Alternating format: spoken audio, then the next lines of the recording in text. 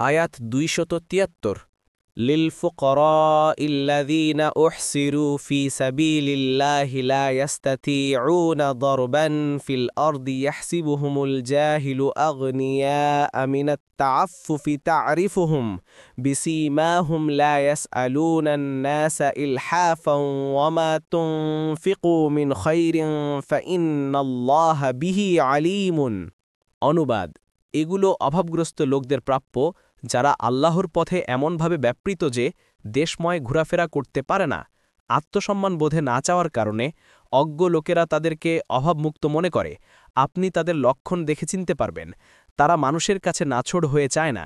আর যে ধনসম্পদ তোমরা ব্যয় করো, নিশ্চয়ই আল্লাহ সে ব্যাপারে সবিশেষ জ্ঞানী। তাফসির ১ নম্বর ফুটনোট।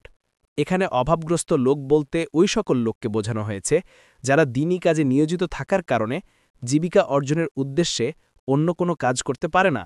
২ নম্বর ফুটনোট।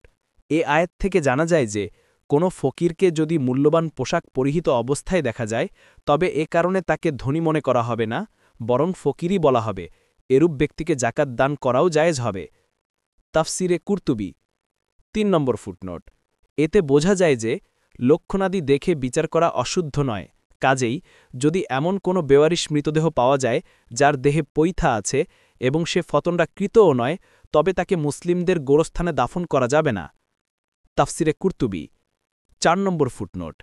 এ আয়াত থেকে বাহ্যত জানা যায় যে তারা পথ আগলিয়ে সওয়াল করে না, কিন্তু পথ না আগলিয়েও সওয়াল করে না এরূপ বোঝা যায় না। কোনো তাফসিরকারক তাই বলেছেন, কিন্তু সংখ্যাগরিষ্ঠ তাফসিরকারকদের মতে এর অর্থ এই যে তারা মোটেই সওয়াল করে না, বরং সওয়াল করা থেকে নিজেদেরকে পুরোপুরি নিরাপদ দূরত্বে রাখে। তাফসিরে কুরতুবী